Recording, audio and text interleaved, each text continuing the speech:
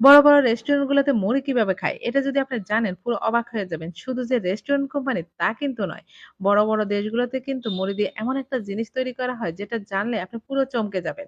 তো তার জন্য লাগবে আমাদের ১ প্লেট মুড়ি। ১ প্লেট মুড়ির সাথে একটা ডিম দিব। তো একটা ডিম ভেঙে দিলাম, দিয়ে চামচের সাহায্যে মুড়ির সাথে ডিমটাকে একেবারে ভালো করে মিশিয়ে নেব। মেশাতে, মেশাতে আপনারা কমেন্ট করতে থাকেন কে কোথা থেকে আমার ভিডিওটি দেখছেন যাতে করে আপনাদেরকে আমি ধন্যবাদ জানাতে পারি। তারপরে মুড়িটাকে আমি মেশালাম। ডিমের সাথে মেশানো হয়ে গেলে এখানে আমি ১ কাপ পরিমাণ পেঁয়াজ কুচি দিয়ে দিলাম। দিয়ে দিলাম কয়েকটা কাঁচামরিচ কুচি। এবার এটাকে একটু চটকে মুড়ির সাথে সুন্দর করে মিশিয়ে নেব। তো এই যে এটাকে সুন্দরভাবে মিশিয়ে নিচ্ছি। তো আপনারা চাইলে কিন্তু এর চাইতে বেশি পরিমাণ করতে পারেন বা এর ডাবল করতে পারেন। আর এটা যে কি হতে যাচ্ছে আপনারা দেখলে পুরো অবাক হয়ে যাবেন। যে সামান্য ঘরে থাকা মুড়ি দিয়েও কিন্তু এত সুন্দর জিনিস তৈরি করা যায়, ভাবা যায় এটা? তো এই যে এটাকে মিশিয়ে নিলাম, মেশানোর পর এরপরে মসলা মেশাবো। এখানে কিছুটা লবণ দিয়ে দিলাম স্বাদমতো, 1/2 চা চামচ দিয়েছি মরিচ গুঁড়া, 1/2 চা চামচ দিয়ে দিচ্ছি হলুদ গুঁড়া আর দিয়েছি ১ চা চামচ চাট মসলা। সামান্য ১ টেবিল চামচ পরিমাণ দিয়ে দিয়েছি সয়াবিন তেল।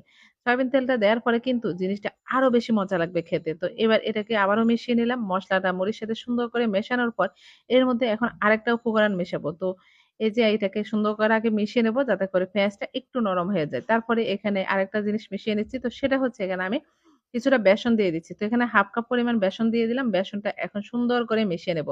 তো আপনারা চলে যাবেন না যে এটা দিয়ে এমন একটা জিনিস আমি তৈরি করতেছি আপনারা পুরো দেখলে অবাক হয়ে যাবেন যেটা আর কারো কাছে কখনো শিখতে পারবেন না। তো এই যে আমার এটা সুন্দর করে মাখানো হয়ে গেছে। এরপর হাতের মধ্যে একটু তেল লাগিয়ে নিলাম। তেলটা লাগিয়ে নিয়ে তারপর হচ্ছে সুন্দর করে এভাবে চপের মতো করে আকৃতি দিয়ে দিলাম।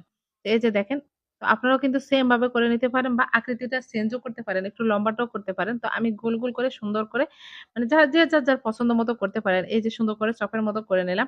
তো সেম ভাবে কিন্তু আমি সবগুলোই করে নেব। সবগুলা করে নিয়ে এরপরে চলে যাব আমি চুলায়। তো আমার সবগুলো করে নেয়া হয়ে গেছে। চুলায় এসে আমি কিছুটা তেল দিয়ে দিলাম। একটু বেশি পরিমাণে তেল দিতে হবে। তেলটা যখন গরম হয়ে আসবে তখন এর মধ্যে আমি সবগুলো জিনিস দিয়ে দিলাম। এই যে সবগুলা দিয়ে এখন চুলাটা মিডিয়াম আঁচে রেখে এটাকে ভাজতে হবে।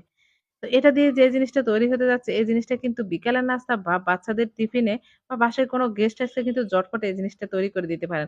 অনেক সময় দেখা যায় বাসায় হঠাৎ করে গেস্ট এসেছে কিন্তু বাসায় কিছুই নেই। যদি সামান্য একটু মুড়ি থাকে, মুড়ি দিয়ে কিন্তু এই নাস্তাটা তৈরি করতে পারেন। এটা এত বেশি মজার হয় যেটা আপনি মানে খাওয়ার পর বুঝতে পারবেন যে এই যে এটা যখন আমি এভাবে উল্টে-পাল্টে সুন্দর করে ভেজে নিয়েছি তখন এটাকে তুলে নিলাম। তো এই যে এটা উপরটা কিন্তু একেবারে ক্রিসপি থাকে। এটা বানানোর পর বুঝতে পারবেন যে এটা কত বেশি মজার। কাউকে যদি একবার খাওয়ান সে মানে খেয়ে আপনার প্রশংসা করবে যে এত বেশি মজার হয়। এই যে দেখেন এটার কালারটা দেখে নিশ্চয়ই বুঝতেছেন যে এটা কতটা মজার হয়েছে। তৈরি হয়ে গেল মজার একটা নাস্তা। তো এই যে এটাকে এখন ভেঙে দেখা হবে ভিতরটা কেমন। তো আপনাদের যদি ভিডিওটি ভালো লাগে অবশ্যই লাইক, কমেন্ট, শেয়ার করবেন। পেজটাকে ফলো দিয়ে পাশে থাকবেন। সবাই অনেক বেশি ভালো থাকবেন। আল্লাহ হাফেজ।